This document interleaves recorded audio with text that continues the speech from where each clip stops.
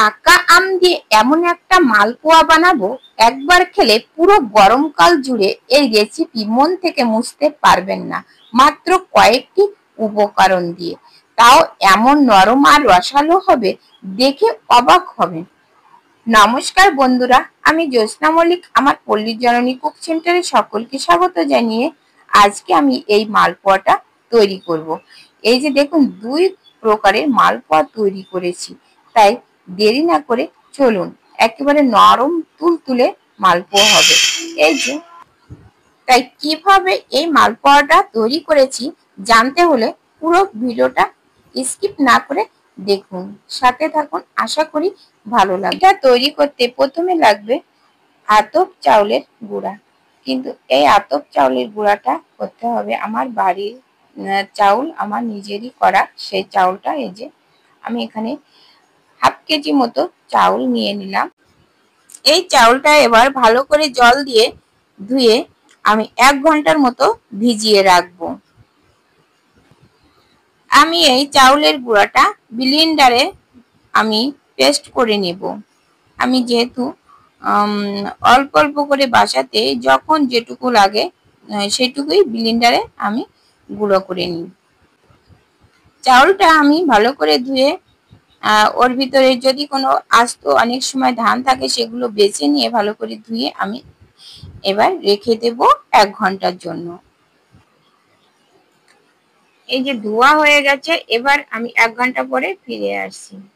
যে 1 ঘন্টা পরে ফিরে এলাম, চাউলটা আমার ভিজে নরম হয়ে গেছে। এবার আমি এই ব্লেন্ডারে গুঁড়ো করে নেব। অনেক সময় গুঁড়ো করে নিই, আবার যে জল দিয়ে এর ভিতরে পেস্ট করে নিই। কিন্তু জল দিয়ে পেস্ট করলে একটু সুবিধা হয়, তাড়াতাড়ি হয়ে যাবে, কিন্তু গুঁড়ো করতে গেলে অনেক সময় মেশিনটা ঘোরে না। এই যে দেখুন, আমার পেস্ট করা হয়ে গেছে। একবারে হবে না, যেহেতু হাফ কেজি হচ্ছে চাউল, তো 2 বার দিলে হয়ে যাবে। আর যে বাকিগুলো আছে ওগুলো আমি পেস্ট করে নেব। বাকিটুকু আমি পেস্ট করে নিচ্ছি ব্লেন্ডারে, একেবারে স্মুথ একটা বেটার। এই যে দেখুন কি সুন্দর হয়েছে। এবার এখানে দুটো আম নিয়ে নিয়েছি, পাকা টসটসা আম। আম দুটো আমি ছুলে নেব। আমের কালার দেখেছেন কি সুন্দর, একেবারে হলুদ হয়ে গেছে, আর তাছাড়া খেতেও বিশাল মিষ্টি। আম দুটো ছুলে নিয়ে এইভাবে হাত দিয়ে একটু চটকিয়ে নিয়ে আমি আমের রসটা বের করে নেব, যাতে আমার তাড়াতাড়ি আমের রসটা বের হয়ে যায়। আমি যত আড়ে দশে ঝামেলা মুক্ত সেইভাবে আমি চেষ্টা করি। এই যে দেখুন, আপনারাও চাইলেও এইভাবে বের করে নিতে পারেন, খুব দ্রুত কিন্তু রসটা বের হয়ে যাবে। এই যে আমার গোলাটা রেডি। এবার বেটার তৈরি করার জন্য আমি এখানে নিয়ে নিলাম 1 চামচ কর্নফ্লাওয়ার। কর্নফ্লাওয়ারটা কিছুদিন আগে আমি তৈরি করেছিলাম, সেই কর্নফ্লাওয়ার দিয়ে দিলাম। আর দিয়ে দিলাম স্বাদ মতো লবণ। লবণটা মিষ্টিতে অনেকে পছন্দ করে না, কিন্তু আপনারা চাইলে স্কিপ করতে পারেন। এখানে দিয়ে দিলাম 1 চামচ চিনি। চিনিটাও দিতে হবে আমের মিষ্টির উপরে নির্ভর করে। এই যে এবার আমের গোলাটা দিয়ে দিলাম, দিয়ে এবার ভালো করে মিশিয়ে নিতে হবে। একটু দুধ দিয়ে দিয়েছি আমি এর ভিতরে, সেটা আমার বাদ পড়ে গেছে। দিয়ে আমি সবগুলো উপকরণ দিয়ে আমি এই যে ভালো করে মিশিয়ে নিতে হবে। আবার খেয়াল রাখতে হবে যেন পাতলা না হয়ে যায়। এজন্য সবকিছু উপকরণ দিয়ে আগে মিশিয়ে নেওয়ার পরে দুধটা দিতে হবে। যে দেখুন আমার ব্যাটারটা কেমন হচ্ছে। ব্যাটারটা এভাবে ভালোভাবে মিশিয়ে নিয়ে একটা সুন্দর ব্যাটার তৈরি করে নিতে হবে। আমার ব্যাটারটা রেডি হয়ে গেছে। এবার আমি রেখে দেব আধা ঘন্টার জন্য রেস্টে। যে দেখুন কেমন হয়েছে, এটা এরকম রেখেছি, কিন্তু পরেটা ঘন হয়ে যাবে। এবার ফিরে আসবো আধা ঘন্টা পরে, একটা ঢাকা দিয়ে রেখে। আধা ঘন্টা পরে আমি ফিরে এলাম। এসে আমি এই যে দেখুন আবারও একটু ভালো করে মিশিয়ে নিতে হবে। কিন্তু এটা মালপোয়াগুলো ভিজানোর জন্য কিছু পিঠা আমি ভিজাবো, তার জন্য একটা পারফেক্ট রস তৈরি করে নিতে হবে। আর এই রস তৈরি করার জন্য আমার এখানে 1 কাপ দুধ ছিল, সেই দুধটা আমি দিয়ে দিলাম।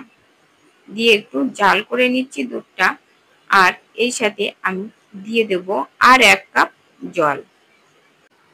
1 কাপ জল আর 1 কাপ দুধের জন্য আমি 2 কাপ চিনি দিয়ে দিলাম। চিনি দিয়ে এবার একটু ফুটিয়ে নেব, নিয়ে একটা পারফেক্ট চিনির শিরা তৈরি করে নেব। চিনিটা গলে গেলে আমার হয়ে যাবে শিরা। এই যে আমার হয়ে গেছে, রেডি হয়ে গেছে। এবার আমি গ্যাসটা বন্ধ করে এবার কড়াইতে তেল দিয়ে দিয়েছি। তেলটা একটু ভালো করে গরম করে নিতে হবে। যে বেটারটা আমি রেডি করে রেখেছি, দেখুন কেমন হয়েছে। উপরে একটা দাগ পড়ে যাচ্ছে, আর একটু ভালো করে নেড়ে নিতে হবে কিন্তু কড়াইতে দেওয়ার আগে। একটা দিয়ে দিলাম। এই যে দেখুন কি সুন্দর ভাবে পিঠাটা ফুলে উঠছে, দেখুন। আর একটু উপর থেকে তেল ছড়িয়ে দিতে হবে। এই যে আমি ফিরিয়ে দিলাম, যে দেখুন। আর এই সময় জালটা কিন্তু মিডিয়াম আঁচে রাখতে হবে।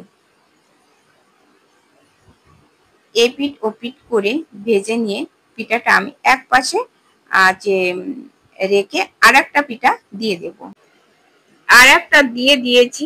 এই যে দেখুন এটাও ফুলে উঠছে, দারুণ অপূর্ব হচ্ছে কিন্তু পিঠাগুলো আপনারা যদি চান নরম রাখবেন তাও নরম রাখা যাবে। আর একটু কড়া করে দিতে হবে, যেহেতু চিনির শিরার ভিতরে দেব, এই জন্য এই পিঠাগুলো এমনিতে নরম হয়। আর তারপরে একটু কড়া করে ভেজে নিতে হবে। আরো একটু দিয়ে দেব গুলা, যে দেখুন দিয়ে দিলাম। দেওয়ার সাথে সাথে দেখুন ফুলে উঠছে, একেবারে সবগুলো লুচির মতোই ফুলছে। আর এই যে পিঠাগুলো এইভাবে একটু ঠ্যাস দিয়ে ধরলে কিন্তু তেলটাও পড়ে যায়।